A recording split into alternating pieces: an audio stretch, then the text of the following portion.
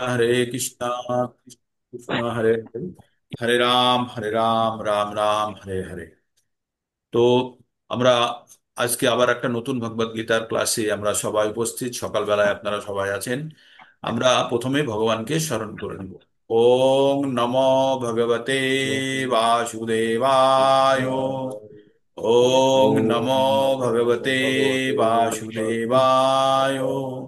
ওং নমো ভগবতে বাসুদেবায়।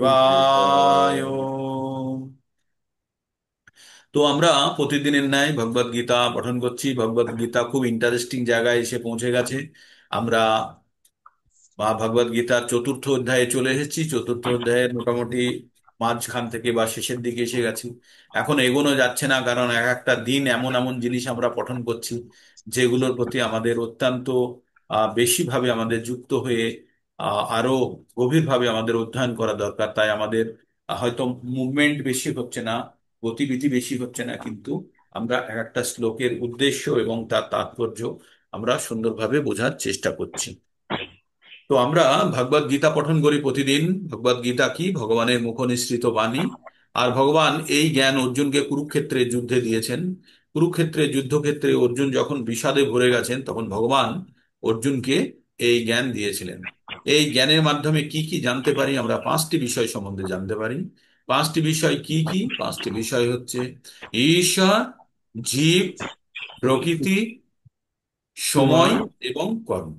এই কর। পাঁচটি বিষয়ের মধ্যে সব থেকে আলাদা যে বিষয়টি আমাদের নিয়ন্ত্রণে আছে সেটি হচ্ছে কর্ম। আর আগের চারটে বিষয় মোটেই আমাদের নিয়ন্ত্রণে নেই।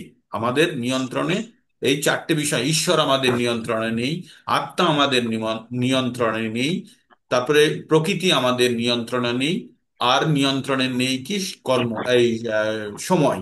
শুধু আমাদের নিয়ন্ত্রণে আছে কর্ম। এই কর্ম, তার মানে আমরা যদি একটা গাড়ি হই, আমরা যদি একটা ট্যাক্সি হই, ট্যাক্সির বডিটা আমাদের কন্ট্রোলে নেই, যে চালাচ্ছে তার কন্ট্রোলে নেই, চাকাগুলো তার কন্ট্রোলে নেই, ইঞ্জিন তার কন্ট্রোলে নেই, ভিতরে বসা সিট তার কন্ট্রোলে নেই, কোনো কিছু কন্ট্রোলে নেই। শুধু ওর হাতে শুধু একটা স্টিয়ারিং আছে, মানে যেটা ঘুরিয়ে শুধু গাড়িটাকে চালিয়ে নিয়ে যেতে পারে। ও কি করতে পারে? গিয়ার চেঞ্জ করতে পারে। আর কি করতে পারে? ও শুধু অ্যাক্সেলারেটর দাবাতে প্রেস করতে পারে, মানে গাড়ি জোরে আসতে করতে পারে। আর ব্রেক লাগাতে পারে, আর শুধু গাড়িটাকে ঘোরাতে পারে, আর কোনো কিছু করার ক্ষমতা নেই। গাড়ির ইঞ্জিন চেঞ্জ করতে পারবে না, গাড়ির টায়ার, গাড়ি যখন চলছে কিচ্ছু করতে পারবে না। এই অবস্থায় চলবে। তো আমাদের জীবনে শুধু ভগবান একটা জায়গা দিয়েছে। এই প্রথম চারটে বললাম, ঈশ্বর, জীব, প্রকৃতি এবং সময়।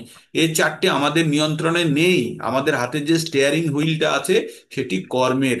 আর এই কর্মের উপরে নির্ভর করে আমাদের জীবনযাত্রা কেমন হবে, আমাদের পরবর্তী জীবন কেমন হবে, সেটা বর্তমান কর্মের উপরে নির্ভর করছে।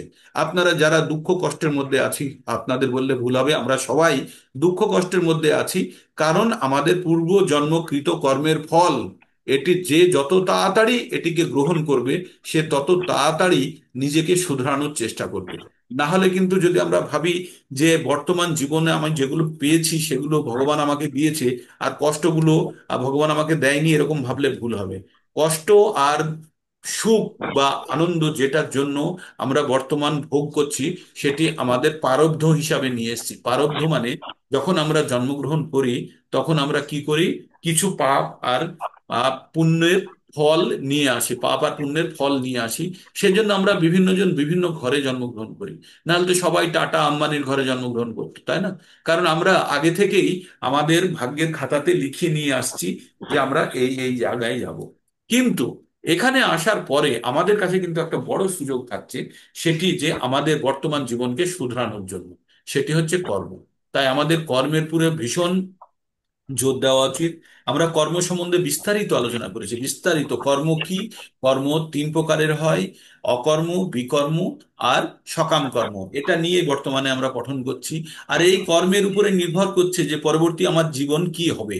মানে কত সুন্দর বিজ্ঞান! এটা একটি বিজ্ঞান, এটাকে কোনো ধর্মগ্রন্থ বা কোনো ভক্তি জিনিসের থেকে একটু যদি বাইরে ভাবেন, এটা একদম সম্পূর্ণ বিজ্ঞান।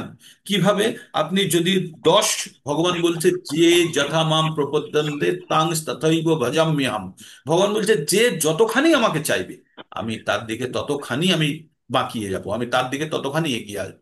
তাই আমাদেরকে আমাদেরকে কোন জিনিসটা আমাদের মানতে হবে? আমাদেরকে মানতে হবে শাস্ত্রে যা বর্ণিত আছে। আমরা যদি শাস্ত্রের বাইরে যদি কথা বলি, তাহলে আমরা সব থেকে বেশি বেশি বোকা। শাস্ত্র কি? আমাদের বুদ্ধির ভান্ডার, এটা আমাদের জ্ঞানের ভান্ডার। তাই এই জ্ঞানের ভান্ডারকে যদি আমরা যদি অবজ্ঞা করে নিজের কম বুদ্ধি দিয়ে যদি আমরা সবকিছু বোঝার চেষ্টা করি, তাহলে আমাদের মতো মূর্খ পৃথিবীতে কেউ আছে? মূর্খ তিন প্রকারের, কালকেও বলছিলাম যে মূর্খ তিন প্রকারের। এক হচ্ছে যে জানে না, সে এক মূর্খ। দুই হচ্ছে মূর্খ যে জানে না এবং এটাও জানে না কে জানে, সেটাও জানে না সে, সে হচ্ছে আরো বড় মূর্খ। আর সব থেকে বড় মূর্খ কে জানেন? যে জানে না অথচ ভাবে আমি জানি।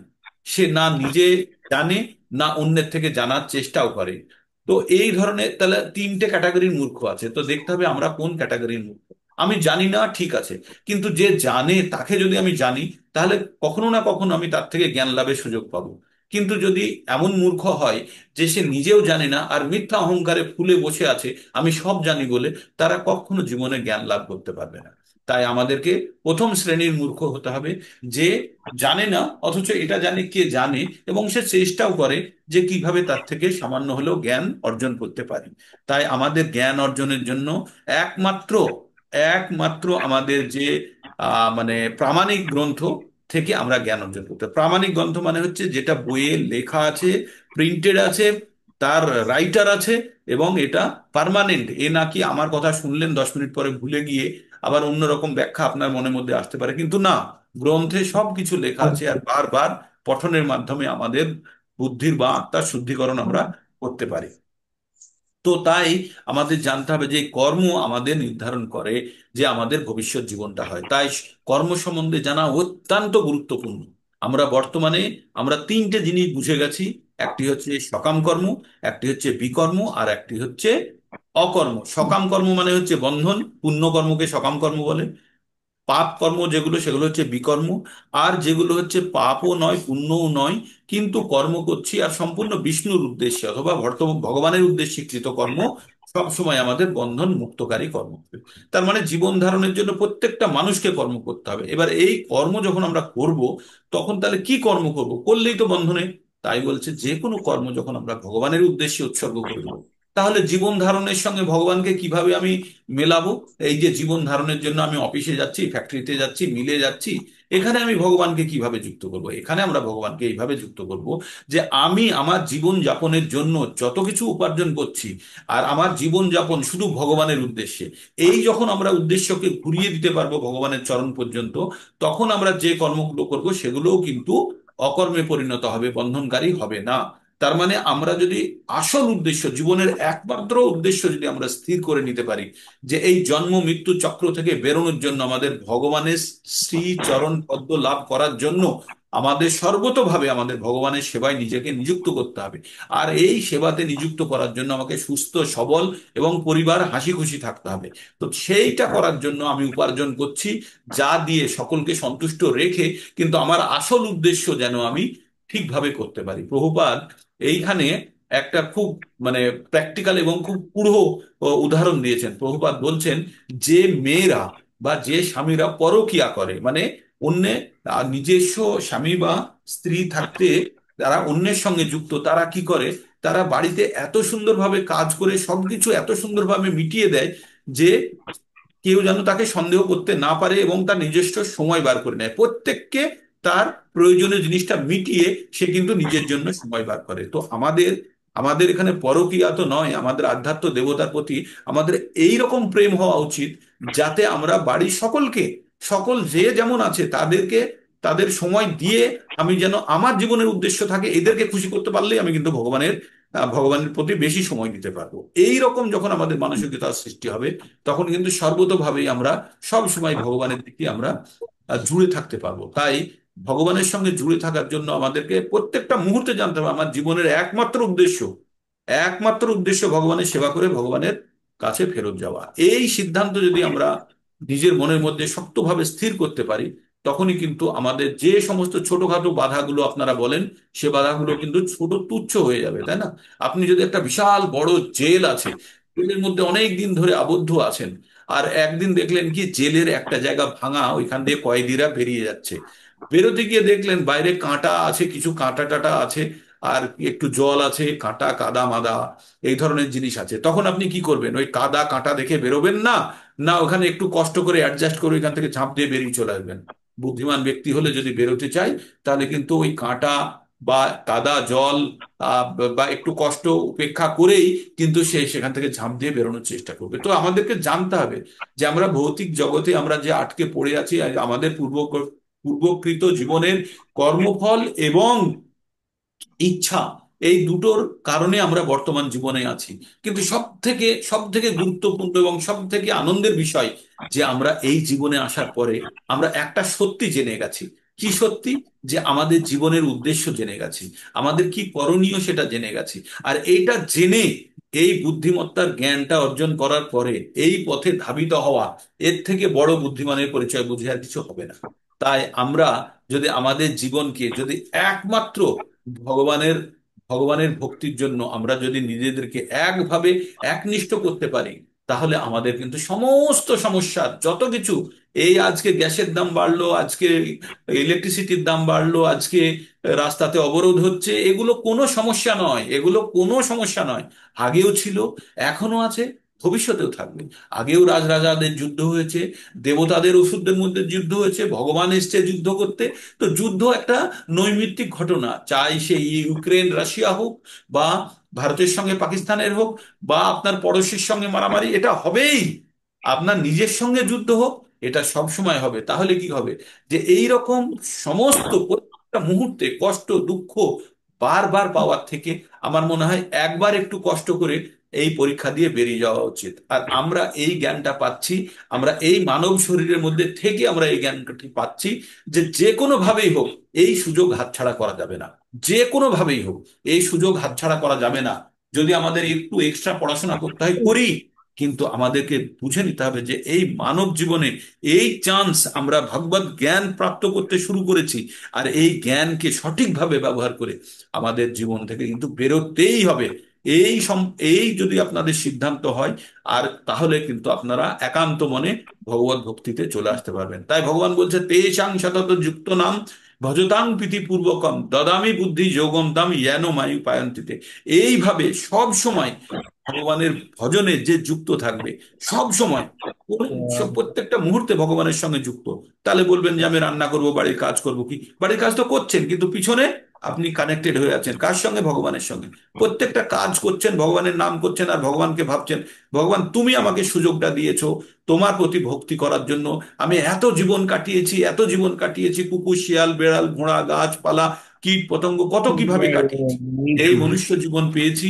আর এই মনুষ্য জীবনে বর্তমানে যে সুযোগটা পেয়েছি, এই সুযোগটা তুমিই দিয়েছো। আর এই সুযোগটা দেওয়ার জন্য তোমাকে অশেষ ধন্যবাদ। তোমার কথা অনুযায়ী তুমি ভগবদ গীতায় যে কথা বলেছো সেই কথাগুলোকে স্মরণ করে আমি জীবনের আসল মর্মার্থ আমি বুঝেছি, এবং সেই পথে আমি অগ্রসর হতে চাই। সব সময় আমি তোমার সাধনায় মগ্ন থাকতে চাই, তুমি আমাকে সাহায্য করো। প্রত্যেকটা মুহূর্তে আমাদের ভগবানের সঙ্গে যুক্ত হওয়ার জন্য ভগবানের ভজন করা, ভগবানকে স্মরণ করা, ভগবানের কথা বলা, এইভাবেই যখন কেউ সব সময় ভগবানের ভজনা করবে, তখন ভগবান কি বলছে? দাদামি বুদ্ধি যোগম তাম। ভগবত ভক্তি করার জন্য কোনো MSc BSc MA BA doctor engineer PhD কিচ্ছু লাগে না, শুধু লাগে হৃদয়ে স্বতঃস্ফূর্ত ভগবানের প্রতি আকর্ষণ। এটাই যখন আমাদের সৃষ্টি হয়ে যাবে, তখন আপনি জানবেন যে ভক্তির পথে এগোতে শুরু করেছেন। আর ভক্তির কিছু নিয়ম আছে, যে আমরা তো অত বুদ্ধি নেই আমাদের, তাই ভক্তির পথে চলতে গিয়ে আমরা যাতে আমাদের ভক্তিলতা বীজকে, যে গাছটা রূপ নিচ্ছে সেই গাছটা যাতে অন্যান্য পশুরা, সমাজের অন্যান্য পশুরা বা গরু ছাগল কুকুর বিড়াল যারা এই গাছকে নষ্ট করতে পারে, তারা যাতে নষ্ট না করতে পারে, সেজন্য এটাকে বেড়া দেওয়া হয়, ঘিরে দেওয়া হয়। আর বেড়া হয় চারটে পোলের পুরে তৈরি হয়, চারটে পিলারের পুরে। কি কি চারটে পিলার? চারটে পিলার হচ্ছে আমাদের চারটে নিয়ম। এই চারটে খুঁটির দ্বারা বেড়াটা দেওয়া আছে। খুঁটিগুলো কি কি? আমিষ বর্জন, নেশা বর্জন, জুয়া বর্জন, আর অবৈধ সম্পর্ক বর্জন। এই চারটে জিনিসের খুঁটি যদি আমার শক্ত হয়ে থাকে, তাহলে বেড়াটা আমার ভাঙবে না। আর বেড়াটা যদি না ভাঙে, তাহলে অন্য কোনো পশু বা গরু ছাগল যাই বলুন, এরা এসে আমার এই গাছটাকে খেতে পারবে না। তার মানে আমি এই চারটে নিয়ম করা মানেই আমরা কিন্তু প্রোটেক্টেড হয়ে গেলাম ভগবত ভক্তির মধ্যে। একটা পাইপের মধ্যে দিয়ে যদি জল এক জায়গা থেকে আরেক জায়গায় পাঠাতে হয়, আপনারা কি নলের মধ্যে জলটা পাঠান? তো নলের মধ্যে দিয়ে জলটা দেন, তখন জল কিন্তু অনেক দূর যেতে পারে, কিন্তু নল ছাড়া যদি আপনি কেটে দেন, সঙ্গে সঙ্গে জলটা ওইখানেই ছড়িয়ে পড়বে, আর জল আগে যেতে পারবে না। তাই আমরা ভগবত ভক্তিতে এই যে চারটে নিয়ম, এই চারটে নিয়ম একটা পাইপের মতো, পাইপের মধ্যে দিয়ে যখন জল যায়, তখন জল কিন্তু একটা দেওয়ালে আর একটা দেওয়ালে বারবার ধাক্কা খায়। সেই ধাক্কাকে জল যদি কষ্ট ভাবে, তাহলে কিন্তু জল এগোতে পারবে না। কিন্তু জলকে যদি স্বাধীনতা দেওয়া হয়, জলকে যদি ওইখানে পাইপটা কেটে দিন, তাহলে জল কিন্তু প্রচুর স্বাধীনতা পেয়ে গেল। আর স্বাধীনতা পেয়ে যাওয়া মানে ওইখানে ছড়িয়ে যাওয়া। তার মানে আমরা এই ভৌতিক জীবনে যখনই আমরা স্বাধীনতা ভোগ করার চেষ্টা করব, তখনই আমরা কিন্তু ওইখানেই ছড়িয়ে যাব। আর তখন আমরা ইন্দ্রিয় সুখে মগ্ন হয়ে যাব। স্বাধীনতা মানে ইন্দ্রিয় সুখ ভোগের ইচ্ছা। আর তখনই কিন্তু আমরা ভগবত ভক্তির পথ থেকে আমরা দূরে সরে যাব। তাই আমাদের এই ভগবত ভক্তির যে চারটে নিয়মের পাইপ আছে, এই পাইপটাকে কখনোই আমাদের দুর্বল করা চলবে না। এই পাইপ যত শক্তিশালী হবে, জল তত দূর যাবে, আমাদের গন্তব্যস্থলে আমরা পৌঁছতে পারবো। কিন্তু যে মুহূর্তে আমরা কোনো একটি পাইপে ছিদ্র করে ফেললাম, কোনো একটি মাত্রা, এই যে চারটে মাত্রা বললাম ভক্তির করার জন্য যে নিয়ম, যে কোনো একটা নিয়ম না মানা মানেই পাইপে ফুটো করে ফেললেন। পাইপে ফুটো করা মানেই পাইপের জল কিন্তু ওইখানেই পড়ে যাবে, পাইপের জল কিন্তু আর দূরে যেতে পারবে না। তাই যখনই আমরা এই চারটে নিয়মের একটাকে ব্রেক করে ফেলবো, তখনই কিন্তু আমরা ভগবত ভক্তির পথে আমরা ঢিলা হয়ে যাব। তখন আর আমাদের অগ্রগতি, জল কিন্তু দূর পর্যন্ত যাবে না, প্রেসার পড়ে যাবে, ওইখান দিয়ে লিক করে যাবে। তাই আমাদের সব সময় মনে রাখতে হবে যে আমরা যখন ভগবত ভক্তি করছি, আমরা সম্পূর্ণরূপে এই চারটে নিয়ম পালন করব। আর 16 মালা জপ, প্রভুপাদ বলেছে 16টা মালা একদম ধ্যানপূর্বক জপ করি যদি আমরা, আমাদের আর কোনো চিন্তার কারণ নেই। প্রভুপাদ বলছে আমি তোমাদেরকে রিসিভ করার জন্য অপেক্ষা করছি। এর থেকে বড় গ্যারান্টি কি দেয় ভগবত গীতায়? ভগবান বারবার গ্যারান্টি দিয়েছে, বারবার। আপনাদেরকে আমি প্রতিদিন বলি, 4.9 বলি, 8.5 বলি, 18.65 অ্যান্ড 18.68, এই চারটে জায়গাতে ভগবান গ্যারান্টি দিচ্ছে, গ্যারান্টি। ভগবান 2-40 নম্বরে বলছে যে সামান্য ভক্তির পথে অগ্রসর হয়েছে, তার সে জন্ম মৃত্যুর চক্র থেকে বেঁচে যেতে পারে। মানে আর কি গ্যারান্টি দেবে ভগবান? ভগবান বলছে অতি চেত সুদূরাচারো ভজতে মাম অনন্য ভাব, সাধুর এব সমন্তব্য সম্যক ভগৎ শীতেহি স। ভগবান বলছেন, এটা বলছে 9 নম্বরের 29 নম্বর শ্লোক বা 30 নম্বর শ্লোকে বলছেন, যে আগে সে যে কাজই করুক না কেন, তার অতীত যাই হোক না কেন, যত দুরাচারই হোক না কেন, সে যদি আজকে যদি ভগবত ভক্তিতে এসেছে, আর এসে ভগবানের যদি সঠিকভাবে ভজনা করছে, তাহলে তার জন্য আর চিন্তা করার কিছু নেই। সে অবশ্যই তাকে সাধু রূপে জানবে। আর তার কি গতি হবে জানেন? ভগবান বলছে, ক্ষিপ্রম ভবতি ধর্মাত্মা শাশ্বত শান্তিং নিগচ্ছতি, কোন্তেহ প্রতি জানিহি নামে ভক্তা প্রণশ্যতি। ভগবান বলছে যে ক্ষিপ্রম, অতি শীঘ্র সে আমার, সে মহাত্মা হিসাবে সে গণ্য হবে। যে অতি দুরাচারী ব্যক্তি, যার অতীত অত্যন্ত খারাপ ছিল, বর্তমানে সে এমন ভাবে ভক্তি করছে, বলছে সে অতি দ্রুত সে মহাত্মায় পরিণত হবে, এবং সে চিরশান্তির জায়গা খুঁজে পাবে। হে অর্জুন, তুমি চিল্লে চিল্লে ঘোষণা করো যে আমার ভক্তের কোনো ক্ষয় নেই। তাই আপনারা যারা ভক্তির পথে আছেন, বারবার ভগবান বলছে যে পূর্ণ যদি ভক্তি হয়ে যায়, তাহলে ভগবানের কাছে পৌঁছে গেলেন। যদি পূর্ণ না হয়, তাহলে কি হবে? প্রাপ্য পুণ্য কৃতাং লোকানৌ স্থিতা শাশ্বতী সমা সুচিনাং শ্রীমতাং গেহে যোগভ্রষ্ট অভিজায়াতে। যদি লাস্ট মোমেন্টে একটু যদি বাকি থাকে, তাহলে এই যে ভগবত ভক্তির আমরা অনুষ্ঠান করি, বা ভগবত ভক্তি আমরা সব সময় দিনের মধ্যে মগ্ন হয়ে আছি, তাদের কি হবে? তারা কোনো উচ্চ গ্রহে অনেক দিন ধরে তারা সুখ ভোগ করবে, করে তারা পুনরায় এই ধরাধামে আসবে, কোনো উচ্চ ব্রাহ্মণ কুলে, বা কোনো উচ্চ বৈষ্ণব কুলে, বা কোনো মানে ধনী ব্যবসায়ীর ঘরে জন্মগ্রহণ করবে, যাতে তার আর ভৌতিক জীবনের প্রতি কোনো চিন্তা ভাবনার জায়গা না থাকে। আর ওখান থেকে সে আবার ভক্তির পথে সুযোগ পেলে এগোনোর চেষ্টা করবে। কিন্তু কে দেবে গ্যারান্টি? তখন যদি আমাদের কিছু গোলমাল হয়ে যায়, তখন এত ঐশ্বর্য ভোগ করার জন্য যদি ভগবত ভক্তি না আসে, যদি আমাদের ভিতরে তো আর রয়েছে, কিন্তু যদি সেটার প্রকাশ না পায়, শুকনো চানা যখন জলে ভেজাবেন তখনই ও গাছ হবে, কিন্তু যদি এমনি জারে রেখে দিন, বয়ামে রেখে দিন, তাহলে কিন্তু ওই রকমই থেকে যাবে। তো আমরা সেরকম এসে যদি পরিবেশ না পাই, আর যদি ভোগ ঐশ্বর্যের মধ্যে পড়ে যাই ধনী পরিবারে জন্মগ্রহণ করে, তাই একটা জায়গাতে বলছে, 2-44 নম্বরে বলছে, ভোগ ঐশ্বর্য প্রসক্ত নাম তয়া অপহিত চেতসাম ব্যবসায়াত্মিকা বুদ্ধি সমাধৌ না বিধায়তে। বলছে যে ভোগ আর ঐশ্বর্যের মধ্যে যে পড়ে আছে, তার কখনো কিন্তু সে সমাধিও লাভ করতে পারবে না, সে সিদ্ধি লাভ করার সম্ভাবনা তার খুব কম। তাই ভগবান যদি আপনাদেরকে কষ্ট দিয়েছে, আপনারা ভাববেন ভগবান অনেক দয়া করে কষ্টটা দিয়েছে। এই কষ্টের মাধ্যমে যদি আপনাদের সামান্য মনে হয় যে এই কষ্ট বারবার পেতে হবে, আর এই কষ্ট পাওয়ার থেকেও বড় কষ্ট হচ্ছে জন্ম মৃত্যু জরা ব্যাধি, আর আদি ভৌতিক আদি আত্মিক আর আদি দৈবিক, এই 7 ধরনের সমস্যা। বলুন তো, আপনারা যারা যারা এখানে বসে আছেন প্রত্যেকে আয়না দেখতে ভালোবাসেন না? আয়না দেখতে ভালোবাসেন কেন? নিজেকে দেখতে ভালোবাসেন, নিজের প্রশংসা চান। কিন্তু সবাই চান না যে আপনার যৌবন অবস্থায় ফিরে যেতে, আপনার সব থেকে সুন্দর অবস্থায়? কিন্তু কোনো উপায় নেই, মেনে নিতেই হবে আপনাকে এই জরা বা বৃদ্ধ অবস্থা, আপনাকে মেনে নিতেই হবে। কোনো উপায় নেই, এটা পৃথিবীর নিয়ম বলি আমরা। নিয়মটা কে তৈরি করেছে? ভগবান নিয়ম তৈরি করেছেন। ভগবানের বহিরঙ্গা শক্তি দ্বারা এই প্রকৃতি চালিত, আর প্রকৃতির 3 গুণ দ্বারা আমরা চালিত। এই প্রকৃতির 3 গুণকে যদি আমরা নিয়ন্ত্রণে না আনতে পারি, তাহলে কিন্তু আমাদের জরা মৃত্যু জরা ব্যাধি, জন্ম মৃত্যু জরা ব্যাধি তো চলছেই, এগুলো ছাড়াও পরবর্তীতে আবার এই রকম আর একটা বোঝা আমাদের কাঁধে আসবে। তাই বুদ্ধিমান ব্যক্তি হবে প্রতিদিন একটা করে ব্যাটারি কিনে এনে টর্চে লাগিয়ে আলো জ্বালানোর থেকে একটা রিচার্জেবল কিনে নেওয়া, যাতে আর জীবন জন্ম জন্মান্তরের সমস্যার সমাধান হয়ে যায়। তাই বারবার জন্মগ্রহণ করা, বারবার মৃত্যুবরণ করার থেকে যে কোনো ভাবে এই জন্মেই আমাকে বেরোতে হবে, আর সেই জন্য আমাকে সঠিকভাবে ভগবত ভক্তিতে লীন হতে হবে। এটাই আমাদের ভগবত, অ্যাকচুয়ালি ভগবত গীতার উদ্দেশ্যই এই। আপনি যতবার পড়বেন এই একই কথা আমি প্রতিদিন বলবো।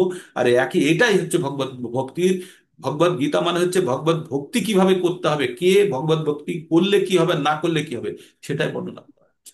ভগবত গীতার অর্থই হচ্ছে ভগবত ভক্তির পন্থা খুঁজে বার করা এবং তার সঠিক রূপে ব্যবহার করা। এটাই ভগবত গীতা। এটাই ভগবান অর্জুনকে বলেছে, তুমি আমার ভক্ত হও। তুমি এই সব মানুষ মরবে টরবে বাঁচবে এগুলো সব তুচ্ছ, এগুলো শুধু সময়ের অপেক্ষা। তুমি একটা বাচ্চা যদি স্কুলে 2 ঘন্টা ক্লাস করার পরে সে যদি স্কুলকে বাড়ি ভাবতে থাকে, তাহলে ভুল। স্কুলটা তার 2 ঘন্টার অংশ, সারা দিনের 24 ঘন্টার মধ্যে 2 ঘন্টার অংশ। তাই আমাদের এই যে আমাদের পার্মানেন্ট জীবনের সাপেক্ষে এই আমাদের এই বর্তমান জীবনটা, এটা ভরে রাখুন। যারা বজবজ থেকে দিল্লি যাবে বা বজবজ থেকে কোয়েম্বাটুর যাবে সাউথ ইন্ডিয়ায়, তাদের মনে করুন ওই এর থেকে বজবজ স্টেশন থেকে শিয়ালদা আসা পর্যন্ত এইটুকু ডিস্টেন্স আপনার। এইটুকু ডিস্টেন্সকে আপনি ভাবুন এই জীবন। তারপরে বড় ট্রেনে বসবেন, তারপরে ওইখানে গিয়ে নামবেন, আবার ট্রেন চেঞ্জ করবেন, আবার ট্যাক্সি ধরবেন, কত যাত্রা বাকি আছে। তাহলে বুদ্ধিমান ব্যক্তি হবে যে এই গাড়িতে বসে, এই শরীরে বসে আমাদের একবারে গন্তব্যস্থলে পৌঁছে যায়। আবার নেমে কোন ট্রেন ধরবো, কোন রিজার্ভেশন আছে কি নেই, তারপরে কোন ট্যাক্সিতে বলবো, তার পরিবর্তে এই গাড়ির ড্রাইভারকে বলি যে আমাকে নিয়ে চলো। আর এই গাড়ির ড্রাইভার রূপে কে কে বসে আছে? আত্মা আছে। আর তার পাশে বসে আছে কে? উপদেষ্টা, অনুমন্তা কে আছে? পরমেশ্বর ভগবান বসে আছেন আমাদের হৃদয়ে। কি রূপে? ক্ষীরোদায়ক বিষ্ণু রূপে, পরমাত্মা রূপে আমাদের হৃদয়ে বর্তমান। তিনি শুধু অনুমতি দেন না, তো তাকে সন্তুষ্ট যদি আমরা করতে পারি, তার হৃদয়, আমাদের হৃদয়ের মধ্যে যিনি বসে আছেন, তাকে যদি আমরা সামান্য ভক্তি দিয়ে খুশ করতে পারি, এবং আমরা যদি আমরা ওই দিকেই ধাবিত হই ভগবানকে সন্তুষ্টি বিধান করার জন্য, তাহলে আমাদের জীবন সার্থক। এই ভগবত গীতা, আর কোনো জিনিস নেই। আপনি সারা দিন যতবার ভগবত গীতা পড়বেন, ততবার প্রভুপাদ আমাদেরকে বোঝানোর চেষ্টা করছে, হে মূর্খ, তোমরা এই জীবনটাকে পার্মানেন্ট ভেবো না, এটা অত্যন্ত টেম্পোরারি। আর আমরা পরিবর্তন দেখছি, প্রত্যেকটা মুহূর্তে আমাদের জীবনের মধ্যে পরিবর্তন দেখছি। তা সত্ত্বেও আমরা আমরা সেখান থেকে শিক্ষা লাভ করছি না। ভগবান 2 নম্বর অধ্যায়ের 14 নম্বর শ্লোকে বলেছে, 13 নম্বর শ্লোক 14 নম্বরে আছে না, দেহিনস্মিন যথা দেহে কৌমারং যৌবনং যারা। এই দেহের মধ্যেই দেহি আত্মা দেখেছে কাকে?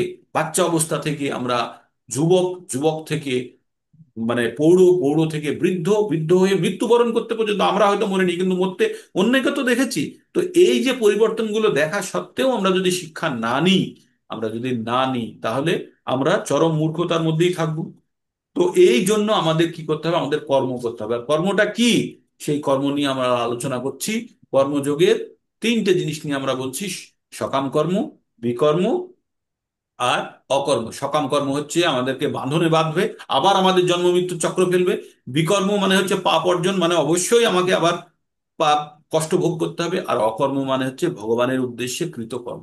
তাই আমাদেরকে পাপ আর পুণ্য, বা আমরা কর্ম আর বিকর্মকে আমাদের কনভার্ট করতে হবে অকর্মতে। তাহলে আমরা জীবিত অবস্থায় যে কাজই করি, সেই কাজ যদি ভগবানের উদ্দেশ্যে কৃতকর্ম হয়, তাহলে কিন্তু আমাদের কোনো ভয় নেই। তাই বলে আমরা এমন কিছু পশু হত্যা বা এমন কিছু অন্যায় কাজ করব না যেটাকে ভগবানের নামে চালানো, তাহলে কিন্তু আবার আরো বড় অপরাধ, তাই না?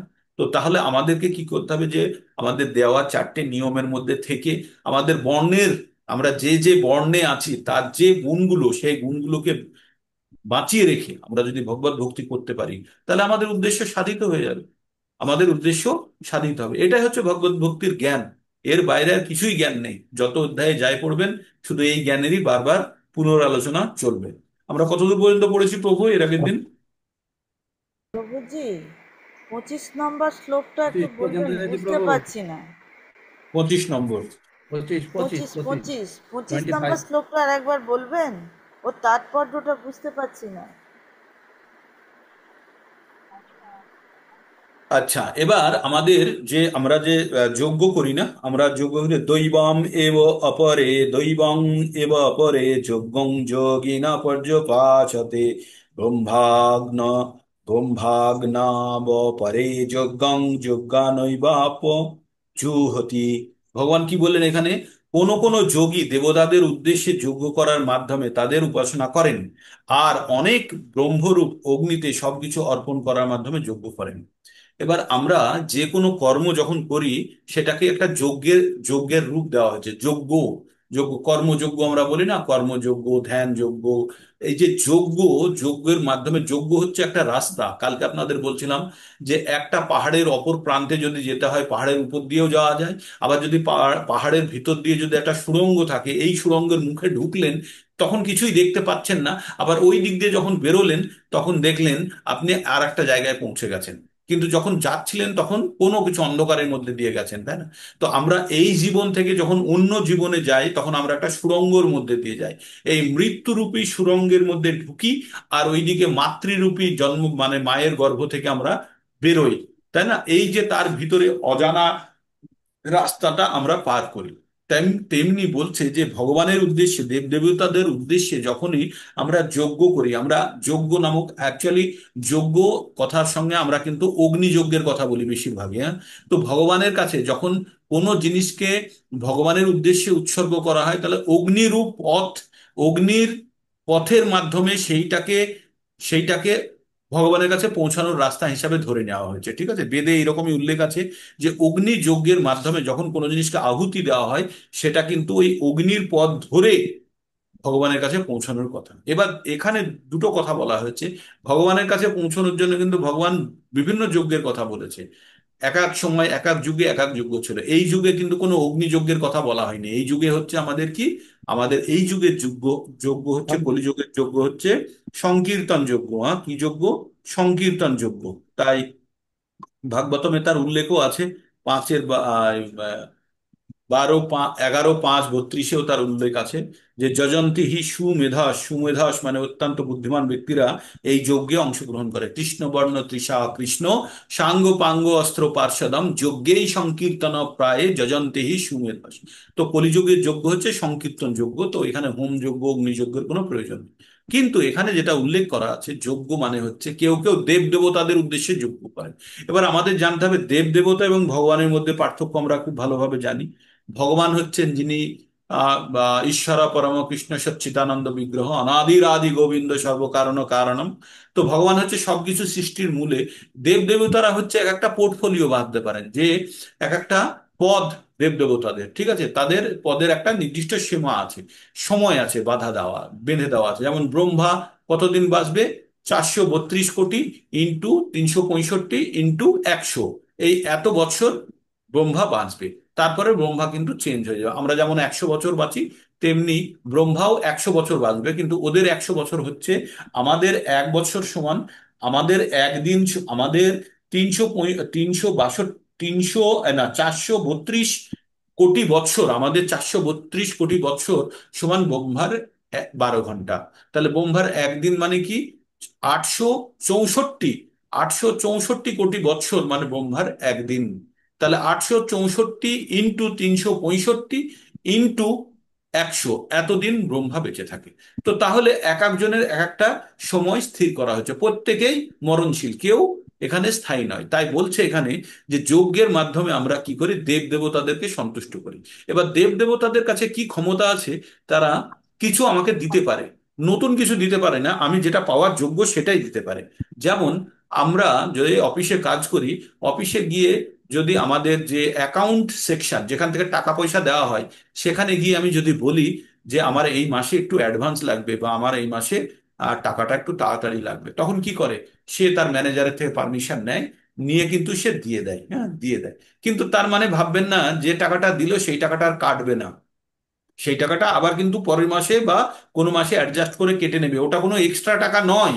তাই দেব দেবতার পুজো করে আমরা যেগুলো পাই, সেগুলো এক্সট্রা কিছু নয়, সেগুলো আমার যেগুলো পাওয়ারই ছিল, উনি এই সময়টাই আমার জন্য গুছিয়ে দিলেন। তাই তাই জানতে হবে দেব দেবতার থেকে কোনো জিনিস যদি আমরা পেয়ে থাকি, তাহলে জানতে হবে পরে কিন্তু ওই ঋণ শোধ করতে হতে পারে। সেই জন্য খুব সাবধান দেব দেবতাদের থেকে কোনো কিছু পেয়ে যেতে। হয়তো ক্ষণিকের জন্য পেয়ে যাবেন, কিন্তু সেই ক্ষণিকের পাওয়াটা আপনাদের চিরস্থায়ী আপনাদের একটা প্রবলেমের জায়গা তৈরি করে রাখবে। কখনো না কখনো ওই অ্যাডভান্সটাকে আপনাকে কিন্তু রিকভার করাতে হবে। তাই আমাদের জানতে হবে যে দেব দেবতাদের উদ্দেশ্যে যজ্ঞ করে আমাদের সময় ব্যর্থ না করে আমাদের পার্মানেন্ট সলিউশনের জন্য ভাবতে হবে। আমাদের পার্মানেন্ট সলিউশন কি? আমাদের এই জন্ম মৃত্যু চক্রের বাইরে বেরোতে হবে। তো এখানে দুটো পদ্ধতি বলা হয়েছে। বলা হয়েছে একটা হচ্ছে যোগীরা দেব দেবতাদের উদ্দেশ্যে যজ্ঞ করে তাদের উপাসনা করেন, আর অন্য অনেক ব্রহ্মরূপে অগ্নিতে সবকিছু অর্পণ করার মাধ্যমে যজ্ঞ করেন। তো আমরা ভাবি এই যে ব্রহ্মরূপ মানে ভগবানের সাকার রূপ না জেনে ভগবানকে যখন নিরাকার জানা হয়, তখন ভগবানকে ব্রহ্মরূপ বলা হয়। ব্রহ্ম মানে ব্রহ্মা নয়, ভগবানের ব্রহ্ম মানে হচ্ছে, ব্রহ্ম মানে হচ্ছে যে একটা দূর থেকে ট্রেন আসছে, ট্রেনের আলো দেখতে পেলেন, হেডলাইটটা দেখতে পেলেন, ওই হেডলাইটটাকে যদি ভাবেন ট্রেন, তাহলে দূর থেকে ভাবলে হেডলাইটটাকে ট্রেন ভাবতে পারেন, কিন্তু হেডলাইটটা ট্রেন নয়। তাহলে ব্রহ্মরূপ ভগবানের একটি ছটা বা একটা রোশনি রূপে ভাবতে পারেন। কিন্তু লাইটের পিছনে ট্রেন আছে, সেই ট্রেনটি, তার মানে ভগবানের যে আলো, ভগবানের যে রশ্মি, রশ্মির পিছনে কিন্তু ভগবান আছে। তো ভগবানকে যদি আমরা সাকার রূপে যদি না জানতে পারি, তাহলে যারা নিরাকার রূপে জানে তারা নিরাকার ব্রহ্মের পুজো অর্চনা করে। কিন্তু ভগবান এক জায়গায় বলছে যে এই যে নিরাকার ব্রহ্মের পুজো করা, ক্লেশ অধিকতরস্তেষাম অব্যক্ত আসক্ত চেতসাম অব- ক্লেশ অধিকতরস্তেষাম অব্যক্ত আসক্ত চেতসাম অব্যক্ত হি গতির দুঃখম দেহ বুদ্ধিরও ব্যাপতে। এইটাই আছে, সে একটা ওয়ার্ড হয়তো আমি মিস করলাম। ক্লেশ অধিকতরস্তেষাম অব্যক্ত আসক্ত চেতসাম অব্যক্ত হি গতির দুঃখম অব্যক্ত হি দেহ বুদ্ধিরও ব্যাপারটি। তো ব্যাপারটা বলছে যে যারা আহ, নিরাকার ভগবানের, যারা নিরাকার ব্রহ্মের পুজো করে, তারা শুধু শারীরিক পরিশ্রমই করে। তারা তারা শুধু শারীরিক পরিশ্রমই করে। তারা কখনো প্রকৃত অর্থে বা তাদের দুঃখের কষ্টের কারণকে তারা কিন্তু সরাতে পারে না। এই 5 নম্বর অধ্যায়ের আহ এই 12 নম্বর অধ্যায়ের 5 নম্বর শ্লোক, ক্লেশ অধিকতরস্তেষাম অব্যক্ত আসক্ত চেতাসাম অব্যক্ত হি গতির দুঃখম অব্যক্ত হি গতির দুঃখান দেহ বুদ্ধিরও ব্যাপতে। তার মানে যাদের মন ভগবানের অব্যক্ত নির্বিশেষ রূপের প্রতি আসক্ত, তাদের ক্লেশ মানে কষ্ট অধিকতর হয়। অব্যক্তের উপাসনার ফলে দেহধারী জীবদের জন্য শুধু দুঃখই লাভ করেন। কিন্তু যেহেতু এটা একটি পদ্ধতি, তবুও ভগবান এখানে উল্লেখ করছে, অর্জুনকে বলে দিচ্ছে, অর্জুনের পরে যেন মনে না হয় যে ভগবান আমি যদি নিরাকার ব্রহ্মের পুজো করি তাহলে কি আমি ফল পাবো না। এই কথাটা কিন্তু পরে অর্জুন আবার জিজ্ঞেস করবে। কখন? 12 নম্বর অধ্যায়ে গিয়ে অর্জুন জিজ্ঞেস করবে যে তোমার স্বরূপে পুজো করা ভালো, না নিরাকার রূপে পুজো করা ভালো। তো এটাকে আপনাদের দেবদেবীর পুজো সম্বন্ধে এটাই বলা হয়েছে।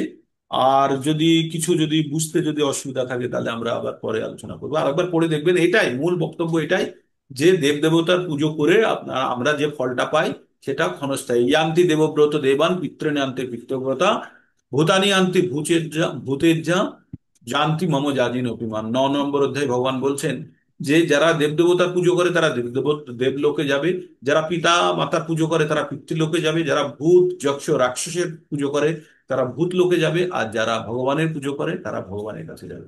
তাই ভগবান বলছে যে অন্তবন্তু ফলং তেষাং তদ্ভব অল্প মেধাস্যাম দেবান দেব যোজয়ন্তি মদ্ভক্তা ইয়ান্তি মামুনি। এটা বলছে 7-22-23 সাথেই আছে। তো ভগবান কি বলছেন, যারা অল্প বুদ্ধি সম্পন্ন, যাদের বুদ্ধি কম, তারা দেব দেবতার পুজো করে, আর দেব দেবতার দেওয়া ফল খুব ক্ষণিকের হয়। হয়তো দেব দেবতা আপনাকে যে ফলটা দেবে এই জীবনেই চলবে, এই জীবনটা তো আমাদের সমগ্র জীবন নয়। তাই বলছে তাদের যারা অল্প বুদ্ধি সম্পন্ন লোক, তারা দেব দেবতার ফলের প্রতি আকৃষ্ট হয়ে তাদের পুজো করে। আর তাদের ফল, প্রাপ্ত ফল ক্ষণস্থায়ী, দীর্ঘস্থায়ী বা চিরস্থায়ী নয়। তাই বুদ্ধিমান ব্যক্তিদের কাজ হবে ভগবানের প্রতি আসক্ত হওয়া। আর ওই সময়টা যেটা আপনি দেবদেবতাদের পিছনে সময়টা দিয়ে আপনার আহ, ভাবছেন যে আমার সমস্যার সমাধান হয়ে গেল, না, তাৎক্ষণিক হয়তো কিছুটা ফল রিলিফ পেতে পারেন, জেল থেকে পেরোলে বাইরে আসার মতো। যারা জেলে থাকে তাদের থেকে কখনো বাড়িতে কোনো অসুবিধা কিছু হয়ে গেলে কয়েকদিনের জন্য ছুটি দেয়, পেরল বলে ওটাকে, হ্যাঁ, প্যারোলে বলে। তো ওই পেরোলে যখন ছুটি আসে তখন কি হয়, 10 দিন পরে আবার গিয়ে জেলে ঢুকে যেতে হয়। তাই দেব দেবতাদের কাছ থেকে কিছু পাওয়া ওই ওই রকমই। তার মানে এমন নয় যে আমি জেল থেকে ছুটি পেয়ে গেলাম, না, কিছুক্ষণের জন্য রিলিফ হয়, তারপরে আবার গিয়ে আমাদের ওই জেলের মধ্যে ঢুকতে হবে। তাই দেব দেবতাদের পুজো করলে প্রাপ্ত ফল ক্ষণস্থায়ী, আর সেটা আমাদের পার্মানেন্ট সলিউশন দেবে না। 26 নম্বর শ্লোক পড়েছিলাম কালকে, না পড়িনি? না, পড়তে হবে স্যার। পড়া হয়ে গেছে? হয়নি প্রভু, 25 পর্যন্ত হয়েছিল। ওকে, তো 26 নম্বর থেকে আমরা শুরু করি, অনেকখানি আমরা টেনে গেছি। শ্রোতাদীনি ইন্দ্রিয়াণি অন্যে সংযম অগ্নিশ জুহতি শব্দানি ন বিষয়ান বিষয়ান অন্যে ইন্দ্রিয় অগ্নিশো জুহতি। এ অনেকগুলো কঠিন কঠিন শব্দ দেওয়া আছে। জুহুতি মানে হচ্ছে আহুতি দেওয়া। তো বলছে শ্রোতাদিনী, শ্রোতাদিনী ইন্দ্রিয়াণি অন্যে সংযম অগ্নিষু জুহতি শব্দাদীনা বিষয়ান্ন ইন্দ্রিয়াণি অগ্নিষু জুহতি। বলছে কেউ কেউ কেউ শুদ্ধ ব্রহ্মচারীরা মনোসংযোগ রূপ অগ্নিতে শ্রবণ ইয়াদি ইন্দ্রিয় সমূহকে আহুতি দিন। আবার অনেকে অনেকে নিয়ম নিষ্ঠ গৃহস্থেরা শব্দাদি ইন্দ্রিয়ের প্রতি বিষয়গুলিকে ইন্দ্রিয় রূপ অগ্নিতে আহুতি দেন। ব্রহ্মচর্য, গার্হস্থ্য, বানপ্রস্থ, সন্ন্যাস মানব জীবনের এই 4টি আশ্রমের সদস্যদের উদ্দেশ্যে হচ্ছে পূর্ণ যোগী বা আধ্যাত্মিকবাদী হওয়া।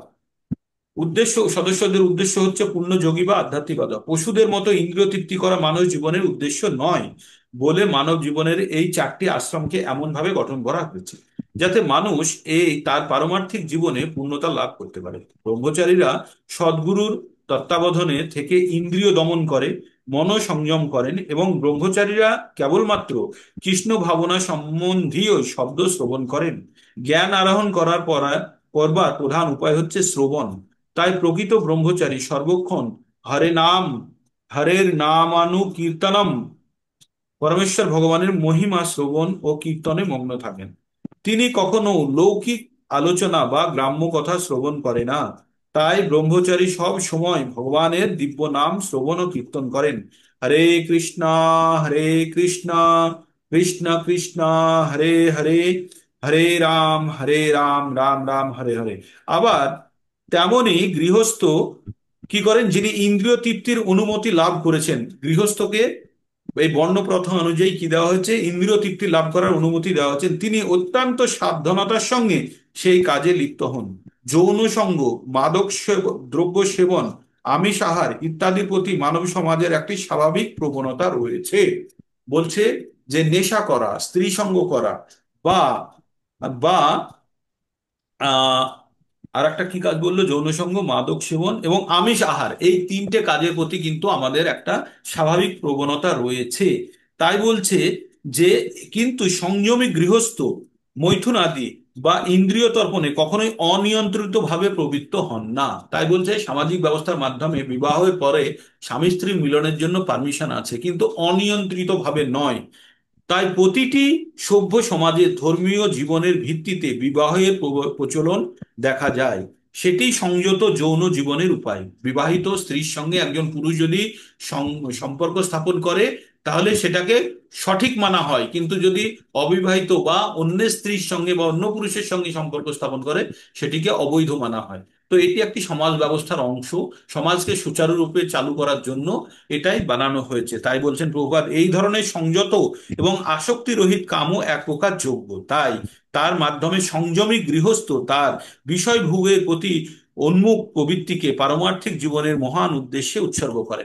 তার থেকে আরো এক ধাপ যদি উপরে চলে যায়, তখন কি করে মানুষ, যে এই যে যৌন সম্পর্কের ফলে যে তৃপ্ত, আত্মতৃপ্তির কথা দূর রেখে তারা ভাবে আমরা কৃষ্ণ ভাবনা সম্পন্ন সন্তান উৎপন্ন করব। এই রকম ভাবনা চিন্তা নিয়ে যদি কেউ যদি স্ত্রী সঙ্গ করে বা পুরুষ সঙ্গ করে, করে সেই সন্তানকে যদি ভগবানের ভগবানের উদ্দেশ্যে সে কাজ করবে, এই রকম ভাবনা চিন্তা নিয়ে যখন উৎপন্ন করে, তখনই কিন্তু ওই ভগবতের মতো বাচ্চা ওই রকম সন্তান উৎপন্ন হয়। তাই একদিন মাতাজি জিজ্ঞেস করছিলেন না যে গর্ভধান সংস্কার কি? গর্ভধান সংস্কার হচ্ছে এমন একটি সংস্কার যার মাধ্যমে একটি কৃষ্ণ ভাবনাময় সন্তান উৎপন্ন করা। আর সেই সংস্কারের পূর্বে বিভিন্ন এই বৈদিক পঞ্চরাত্রি, আমাদের একটা নারদ পঞ্চরাত্রি বলে একটা আমাদের গ্রন্থ আছে, যেমন আমাদের পঞ্জিকার মতো বেণীমাধব শীল বা কি গুপ্ত আম, গুপ্ত পঞ্জিকা বা বেণুমাধব শীলের আম, এখান থেকে আমরা যে পঞ্জিকা পাই, এই রকমই একটি আছে পঞ্চরাত্রির বিধি, যেখানে নারদ মুনি দ্বারা উল্লেখ করা আছে। সেই বিধি থেকে আমরা কি জানতে পারি যে গর্ভধান গর্ভধান সংস্কার কি। সেই সংস্কারের মধ্যে কি আছে ছোট করে একটু বলি। কমপক্ষে 6 মাস ধরে সংযম করবে স্বামী এবং স্ত্রী, তারা কোনো রকম ভাবে কোনো শারীরিক মানে এতে লিপ্ত হবে না। নিয়মিত তারা মালা জপ করবে, তারা ভগবানের স্মরণ করবে এবং প্রত্যেকটা মুহূর্তে তারা ভগবানকে স্মরণ করবে। তারপরে গুরুদেবের আদেশ নিয়ে তারা সন্তান উৎপন্ন করার জন্য তারা এই জীবনে মিলিত হবে। এবং তার আগে তারা নির্দিষ্ট সংখ্যক তারা মালা জপ করবে এবং প্রত্যেকটা মুহূর্তে তাদের মাথাতে থাকবে যে আমার এই সংসর্গ যৌন তৃপ্তি লাভ করার জন্য নয়, আমার সংসর্গ হচ্ছে সন্তান উৎপাদন করার জন্য, যে সন্তানটি কৃষ্ণ ভাবনাময় এবং কৃষ্ণ ভাবনায় আন্দোলনে বা কৃষ্ণ ভাবনাময় ব্যক্তিত্ব হবে। তো এই ধরনের পদ্ধতিকে বলা হয় গর্ভধান সংস্কার। তো যে মাতাজি একদিন জিজ্ঞেস করেছিলেন, জানি না মাতাজি আছে কিনা, যদি থাকেন তাহলে। তো এইটাই হচ্ছে আমাদের শ্রবণের উপরে বেশি জোর দেওয়া হয়েছে, যে শ্রবণ করে ইন্দ্রিয়গুলিকে আহুতি দেওয়া। ইন্দ্রিয়কে আহুতি দেওয়া মানে হচ্ছে ইন্দ্রিয় ভোগের ইচ্ছাকে আহুতি দেওয়া, সেটাই বলেছে। আহুতি মানে ত্যাগ করা। এবার আমরা 27 নম্বরে পড়বো। 27 নম্বরে কি পড়বো? সর্বাণীন্দ্রিয় কর্মাণি প্রাণ কর্মাণি চ পরে আত্মসংযমোগ্ন আত্মসংযম যোগ অগ্নৌ জুহুতি জ্ঞান দীপুতে। সর্বাইন্দ্রিয় কর্মাণি প্রাণ কর্মাণি চ পরে আত্মসংযোগ যোগগ্ন জুহুতি জ্ঞান দীপিতে। বলছে যারা মন ইন্দ্রিয় সংযমের মাধ্যমে আত্মজ্ঞান লাভের প্রয়াসী। কার মাধ্যমে? মনকে আর ইন্দ্রিয়কে সংযম করে আত্মজ্ঞান, ভগবান তত্ত্ব জ্ঞান লাভের প্রয়াসী, তারা তাদের সমস্ত ইন্দ্রিয়ের কার্যকলাপ ও বায়ু, প্রাণবায়ু জ্ঞানের দ্বারা প্রদীপ্ত আত্মসংযম রূপে অগ্নিতে আহুতি দিন। তার মানে আপনারা এই যে সকালবেলায় এই অনুষ্ঠানে যুক্ত হয়েছেন, যুক্ত হয়ে আপনারা অনেক কিছু ত্যাগ করে আছেন, কিন্তু সবাই আপনার দেখবেন আশেপাশে অনেকে ঘুমোচ্ছে, তারা বিভিন্ন ধরনের সুখ ভোগ করছে, বিভিন্ন ধরনের, আমি মানে সবগুলো এখন বলতে চাইছি না, বিভিন্ন ধরনের তারা সুখ ভোগে লিপ্ত আছে। কেউ নেশা করে আছে, কেউ স্ত্রী সঙ্গ করে আছে, কেউ খাদ্য গ্রহণ করে আছে, কেউ নিদ্রার মাধ্যমে কেউ সুখ ভোগ করছে। এগুলোকে তাদের তথাকথিত সুখের জায়গা। কিন্তু আপনারা কি করেছেন? এই সমস্ত সুখকে আপনারা কি করেছেন? আহুতি দিয়েছেন। কিসের মাধ্যমে? আত্মজ্ঞানের মাধ্যমে। আপনাদের মধ্যে সামান্য বা আমাদের মধ্যে যতখানি সামান্য জ্ঞানের উদ্ভব হয়েছে, এই জ্ঞানের মাধ্যমে কিন্তু আমরা একটা জিনিস বুঝতে শিখেছি, যে ভগবানের প্রতি যদি আমরা আসক্ত না হতে পারি, এই যে আমাদের এই ছোটখাটো সুখগুলো, এগুলো কিন্তু অস্থায়ী। কালকে যখন তখন আমার কাছ থেকে এই সুখ ছিনিয়ে যাবে। যখন আমি বৃদ্ধ হয়ে যাব, যখন আমি অসুস্থ হয়ে যাব, তখন কিন্তু এই সুখগুলো আমাকে আর আনন্দ দিতে পারবে না। একটা ব্যক্তি, বৃদ্ধ ব্যক্তি যে অসুস্থ হয়ে যায়, তার কাছে আর সকালের ঘুমের আনন্দ আনন্দ নয়, তার কাছে সুন্দর খাবার তার কাছে আনন্দ আনন্দ নয়, তার কাছে স্ত্রী সঙ্গ তখন তার কাছে বোঝা হয়ে যায়। তো তার মানে এখন যেগুলো আমাদেরকে আনন্দ দিচ্ছে সেগুলো খুব ক্ষণিকের। আর পরবর্তীতে কিন্তু এই সুখের লাভের আশায় যদি আমরা বড় সুখের রাস্তাটাকে বন্ধ করে দিই, তাহলে আমাদেরকে আর বুদ্ধিমান বলা হবে না, আমাদেরকে বলা হবে মূর্খ। তাই এখানে বলেছে যে বুদ্ধিমান ব্যক্তিরা যারা জ্ঞানী, তারা আত্মজ্ঞান লাভ করার পরে মন আর ইন্দ্রিয়কে সংযমের মাধ্যমে আত্মজ্ঞান লাভের প্রয়াসী। আমরা সবাই তাই করছি, মন আর ইন্দ্রিয়কে সংযম করে একটু জ্ঞান লাভের চেষ্টা করছি। তারা সমস্ত ইন্দ্রিয়ের কার্যকলাপ, যখন আমরা বহিরাঙ্গের আমাদের যত ইন্দ্রিয় সমূহ আছে তাদের তৃপ্ত, মানে সেন্স গ্র্যাটিফিকেশন বলে, তাদের তৃপ্তির চেষ্টা না করে আমরা কি করি, প্রাণবায়ুকে মানে আমরা মেডিটেশনের মাধ্যমে আমরা যখন জ্ঞানের দ্বারা প্রদীপ্ত আত্মসংযম রূপ অগ্নিতে আহুতি দিই। এইভাবে আমরা এই যে ত্যাগ করাটাকেই আহুতি করছে, আপনাদের যে বাহ্যিক আনন্দ ভোগ করার যে ইচ্ছাটাকে ত্যাগ করাটাকেই আহুতি করছে। তো এটা অষ্টাঙ্গ যোগের মধ্যেও এখানে কিছুটা ব্যাখ্যা করা আছে। অষ্টাঙ্গ যোগের কথাও বলা আছে এখানে, যে ওই প্রাণবায়ুকে কিভাবে কন্ট্রোল করে আহ, আমরা নিজেদেরকে নিয়ন্ত্রিত করবে, বিভিন্ন চক্রের কথা বলা আছে।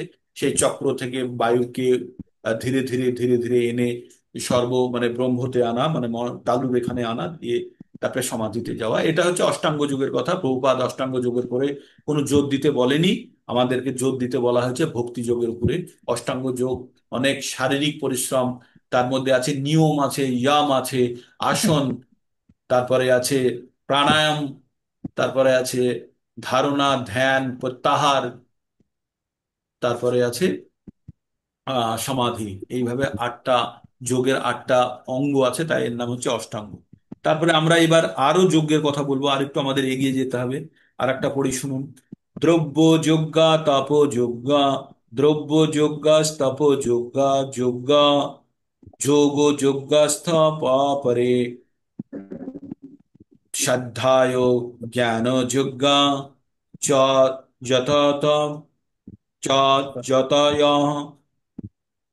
সংসৃত সংসৃতব্রতা, যতয় সংসৃতব্রতা, দ্রব্যযোগ্যস্তথা তম যোগ যোগ, দ্রব্যযোগ্যস্তপো যোগ্যা, যোগ্যস্থ থা পরে, শ্রদ্ধায় জ্ঞান যোগ্যাশ্চ যথয় সংসৃত ব্রতা। বলছে কঠোর ব্রত করে, বিভিন্ন যোগের কথা বলা হয়েছে। কি কি যোগের কথা, যজ্ঞের কথা বলা হয়েছে? দ্রব্য যজ্ঞ, যেমন মনে করুন কাঠ, আগুন, এইসব দিয়ে যজ্ঞ করা, বিভিন্ন জিনিস দিয়ে, সেটা হচ্ছে দ্রব্য যজ্ঞ। তারপরে হচ্ছে তপযজ্ঞ, তারপর হচ্ছে যোগ যজ্ঞ, তারপরে হচ্ছে জ্ঞান যজ্ঞ, তারপরে হচ্ছে অধ্যায় যজ্ঞ। এই বিভিন্ন যজ্ঞের কথা বলা হচ্ছে। তাই এখানে অনুবাদ কি বলছেন, কঠোর ব্রত গ্রহণ করে কেউ কেউ দ্রব্য যজ্ঞ, দান যজ্ঞ করেন, কেউ তপস্যা রূপ যজ্ঞ করেন, কেউ অষ্টাঙ্গ রূপ যজ্ঞ করেন, অন্য অনেকে দিব্য লাভের জন্য বেদ অধ্যয়ন রূপ যজ্ঞ করেন। তো এগুলো যজ্ঞের পদ্ধতির কথা বলা হয়েছে। তো আমরা তো বিভিন্ন যজ্ঞের কথা এখানে পড়লে জানবেন যে কি কি যজ্ঞের কথা বলা হয়েছে। আমরা অত গুরুত্বপূর্ণ, যদিও এটা গুরুত্বপূর্ণ, বাট আমরা আমাদের প্রয়োজনের তাগিদে আমরা একটু আগে এগিয়ে যাচ্ছি। তারপরে বলছে অপানে জুহতি প্রাণং প্রাণেহ প্রাণং তথা পরে, প্রাণা প্রাণা প্রাণ গতিরুদ্ধা প্রাণায়াম পরায়ণা, অপরে নিয়ত হরা প্রাণান বায়ু প্রাণেষু জুহতি। अपाने जुह्यति प्राणं प्राणेह प्राणं तथा परे, प्राणा पानो गतिरुद्धा प्राणायाम परायणाः, अपरे नियताहारा প্রাণানো প্রাণেষু জুহতি। তারপরে বলছে এবার অষ্টাঙ্গ যোগেরই কথারই এক্সটেনশন চলছে এখানে। যারা প্রাণায়াম চর্যায় আগ্রহী তারা অপান বায়ুকে প্রাণবায়ুতে এবং প্রাণবায়ুতে অপান বায়ুতে আহুতি দিয়ে সবশেষ প্রাণ ও অপান বায়ুর গতিরোধ করে সমাধিস্থ হন। আবার কেউ আহার সংযম করে প্রাণবায়ুকে প্রাণবায়ুতে আহুতি দিন। আহুতি দেওয়া মানে হচ্ছে ত্যাগ করা। যে আমাদের জীবনের চরম উপলব্ধি কি, ভগবানের চরণ আশ্রয় পাওয়া। তাই আমাদের বলছে যে আমাদের যদি আমরা আমাদের জীবন, আমাদের কিন্তু নির্দিষ্ট সংখ্যক নিঃশ্বাস প্রশ্বাসের উপরে নির্ভরশীল। আমরা কতগুলো নিঃশ্বাস প্রশ্বাস নেব সেটা আমাদের স্থির। এবার আমরা সেই যে অনেক সময় করে না যে কেউ শ্বাস রোধ করে বসে আছে, শ্বাস রোধ করে যারা এবার দীর্ঘ জীবন যাপন যারা করে, যারা অনেক দিন বাঁচে, যারা যোগীরা, তারা কিন্তু তাদের শ্বাস নিয়ন্ত্রণ করতে জানেন। তারা অনেকক্ষণ শ্বাস নিয়েও থাকতে পারে, না নিয়েও থাকতে পারে, ঠিক আছে? তো এইভাবে তারা বিভিন্ন যোগের আলোচনা করেছে, করে তাদের বায়ুকে আমাদের প্রাণবায়ু আর অপান বায়ু দুই ধরনের বায়ু আছে। এই বায়ুগুলো হচ্ছে অবস্থিতি অনুসারে, যে আমাদের নাভির উপরের বায়ুকে প্রাণবায়ু আর নিচের বায়ুকে অপান বায়ু, এইভাবে ব্যাখ্যা করা হয়েছে। আরো বিস্তারিত আছে, সেটা হয়তো আমরা পড়লে জানতে পারবো। কিন্তু আমিও ওই যেহেতু অষ্টাঙ্গ যোগের অঙ্গ আর বিশেষভাবে ব্যাখ্যা নেই বলে আমিও তাতে আর ইন্টারেস্টও নিইনি, কারণ এখানে প্রভুপাদজি বলেছেন এগুলো অষ্টাঙ্গ যোগের অঙ্গ, যারা ভক্তি যোগে থাকবে তাদের এগুলোর বিশেষ প্রয়োজন নেই, তাই আর যথেষ্ট ইন্টারেস্ট নিয়ে ওটাকে জানারও চেষ্টা করিনি। তাই এটাই জানি যে প্রাণবায়ু, প্রাণবায়ু যেটা আমাদের নাভির উপরের থেকে যে বায়ুটা আছে, সেই বায়ুকে আমরা নিয়ন্ত্রণের মাধ্যমে আমরা আমাদের যখন আমরা বিভিন্ন চক্রের চক্রে আমরা এই বায়ুকে নিয়ে যেতে পারি, তখন আমাদের আধ্যাত্মিক উন্নতির সঙ্গে সঙ্গে আমরা কি করতে পারি, আমরা চরম অবস্থা যখন আমাদের প্রাণবায়ুকে একদম মাথার উপরে ব্রহ্মতালুতে নিয়ে যাব, তারপরে আমরা সমাধিস্থ হতে পারবো। সমাধিস্থ হওয়া মানে মাটির তলায় ঢুকে যাওয়া না, সমাধিস্থ হওয়া মানে ভগবানের সঙ্গে সম্পূর্ণভাবে লীন হয়ে যুক্ত হয়ে যাওয়া, এটাকেই বলে সমাধি। ঠিক আছে, তারপরে তার কোনো কিছু বাকি থাকে না। তারপরে 14 নম্বরের একটি শ্লোকে এখানে বলেছে, মাংচ যো ভিবিচারে না ভক্তি যোগে না সেবতে সগুণান সমতিদ্বৈতান ব্রহ্ম ভূয়ায় কল্পতে। তো ভগবান বলছে ওইসব যোগের কোনো প্রয়োজন নেই। ভগবান পরবর্তীতে যে কথা, আসল কথা কি বলুন তো, আমরা কোনো বইয়ের মধ্যে প্রথমের দিকে যে জিনিসগুলো পড়ি সেগুলো শিক্ষার দিকে, কিন্তু শেষের দিকে যেগুলো পড়ি সেগুলোও শিক্ষার। কিন্তু যখন শেষের দিকে যে জিনিসগুলো পড়ছি সেগুলো কিন্তু প্রথমের জিনিসগুলোকে শুধু জ্ঞান লাভের জন্য রেখে পরে যে জ্ঞানটা দেয় সেই জ্ঞানটা কিন্তু পূর্বের যে জ্ঞানগুলো দিয়েছে সেই জ্ঞানকে সুপারসিড করার জন্য। সুপারসিড মানে সেগুলোকে, সেগুলো আগের জ্ঞানগুলোর থেকেও এটা উন্নত শ্রেণীর জ্ঞান। তাই এখানে প্রভুপাদ 14 নম্বরের কথা, 14 নম্বর শ্লোকের একটা উল্লেখ করে দিয়েছেন, দিয়ে বলছেন যিনি ভগবানের প্রতি ভক্তিমূলক সেবায় নিয়োজিত, তিনি জড় প্রকৃতির গুণকে অতিক্রম করে অচিরেই তিনি চিন্ময় স্তরে উন্নতি হন। ব্রহ্মভূত স্তর থেকে কৃষ্ণ ভাবনাময় অমৃতের শুরু এবং কৃষ্ণ ভাবনায় ভাবিত মহাত্মায় সর্বদাই অপ্রাকৃত স্তরে অধিষ্ঠিত থাকেন। এই স্তরে যিনি থাকেন তিনি কখনোই পতিত হন না, তাই অনন্তকাল অচিরেই ভগবানের চিন্ময় ধাম নিত্যলীলায় প্রবিষ্ট হন। কৃষ্ণ প্রসাদ গ্রহণ করার ফলে তিনি সর্বদাই অল্পাহারী, অল্পাহারের ফলে ইন্দ্রিয় সর্বদাই সংযত থাকে, তাই ইন্দ্রিয়গুলিকে সংযত না করতে পারলে কোনো মতেই জড় জগতের বন্ধন থেকে মুক্ত হওয়া সম্ভব নয়। তো আগে আমরা যে সমস্ত যোগ এবং যৌগিক ক্রিয়ার কথা বলছিলেন, বলতে বলতে প্রভুপাদ এখানে পট করে উল্লেখ করে দিলেন কি, ভগবান ভক্তি যোগের কি কথা বলেছেন, তাই বলেছেন মাং চ যো অব্যভিচারেণ। ভগবান খুব স্বার্থপর। ভগবান কি বলেন, তুমি যাই করো আর তাই করো, তুমি যদি একান্ত ভক্তি যদি আমাকে, একমাত্র যদি আমাকে আরাধ্য হিসাবে না রেখে যদি ভক্তি না করতে পারো, তাহলে তাহলে আমি তোমার প্রতি সন্তুষ্ট হই না। তাই বলছে মাং চ য অব্যভিচারেণ ভক্তি যোগেন সেবতে সগুণান সমতিত্তাইতান ব্রহ্ম ভূয়ায় কল্পতে। তো যে বঙ্গভূত অবস্থার মধ্যে পৌঁছে গেছে, বঙ্গভূত মানে শতগুণেরও ঊর্ধ্বে যখন চলে গেছে, তখন সে সব কিছু ত্যাগ করে সে ভগবান চিন্তা ভাবনায় একা, অব্যভিচারণার কোনো দিকে তার দৃষ্টি নেই, কোনো আকর্ষণ নেই, সম্পূর্ণভাবে ভগবানে নিয়োজিত, সেই রকম কৃষ্ণ ভাবনাময় অবস্থাকে বলছে ব্রহ্মভূত অবস্থা। ঠিক আছে, তো কালকে 30 থেকে আবার শুরু করব।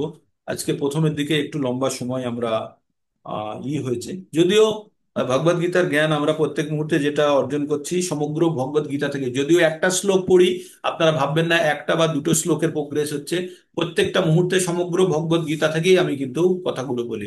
যেগুলো আপনারা কভার করেছেন সেগুলো বলি, যেগুলো কভার করেননি সেই জায়গা থেকেও আমি বলতে থাকি। তাই পরবর্তীতে যখন শুনতে থাকবে তখন মনে হবে এগুলো যেন আমাদের কমন জিনিস, এই জিনিসগুলো যেন আমরা আগে থেকেই জানি।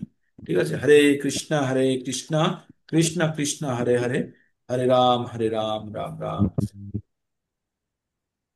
তারপরে 34 নম্বরে গিয়ে আমরা একটা আহ বা ভিন্ন জিনিস পড়বো, ওখান থেকে আবার একটু অন্যরকম দিকে ঘুরবে। তো ঠিক আছে, এখানে আমাদের কোনো অসুবিধা নেই, তত্ত্বমূলক অনেক কিছু জ্ঞান অর্জন করবো, যেহেতু জ্ঞান যোগের অংশ, তাই আমরা এখান থেকে অনেক তত্ত্বমূলক জ্ঞান অর্জন করবো। ক্যামেরা অন করতে যারা পারবেন একবার অন করুন, একটা স্ন্যাপশট হয়ে যায়। আজকে সংখ্যা 30-এই দাঁড়িয়ে আছে। কারো কোনো প্রশ্ন, এখানে একটু খিটমিটে লাগতে পারবে, আমরা এই চ্যাপ্টারের আসল জিনিসটা কিন্তু বুঝে নিয়েছি, সেটা কর্মের বিভাগ এবং কোন কর্মটি আমাদের করার জন্য। তো জ্ঞান যোগের সেই অংশটা আমরা বুঝে নিয়েছি। আর কখনো এরকম বিচলিত হবেন না যে আমি তো বুঝতে পারছি না কি হবে না হবে, কোনো, যতখানি বুঝতে পারছেন ততখানি। কেউ প্রথমবারে ভগবদ গীতা বুঝতে পারে না। 2 বছর ধরে আমরা যখন শিখছিলাম প্রতিদিন একটা করে শ্লোক হতো, তাই ভালোভাবে বুঝতে পারিনি কোনো কোনো জিনিস। কখনো আবার পড়ে পড়ে পড়ে পড়ে ধীরে ধীরে আমরা বুঝেছি। হরে কৃষ্ণ কৃষ্ণ কৃষ্ণ হরে হরে, হরে রাম রাম রাম। কারো কিছু বলার থাকলে আনমিউট করে বলতে পারেন, আনমিউটের অ্যাক্সেস আছে। 30-এর উপরে কিন্তু সংখ্যা যাচ্ছে না আপনাদেরকে। আবার আপনারা যাদের যাদের নাম দিয়েছেন তাদেরকে একবার করে রিং করে জানতে চেষ্টা করবেন তাদের কি অসুবিধা, তাদের সত্যি অসুবিধা থাকতে পারে, কারো নেটে হচ্ছে না, কারো কোনো অসুবিধা হচ্ছে, সেগুলো দেখে আমাদের সংখ্যা বাড়াতে হবে। সংখ্যা সংখ্যা বাড়াতে মানে প্রকৃত অর্থে যারা ভক্তি করতে চায় তাদের জন্যই, যাকে তাকে দলে যুক্ত করে সংখ্যা বাড়িয়ে কোনো লাভ নেই, তাই না? তো আর কারো কিছু বলার থাকে? যদি না থাকে তাহলে আমরা এখানে শেষ করব। হরে কৃষ্ণ কৃষ্ণ কৃষ্ণ কৃষ্ণ হরে হরে, হরে রাম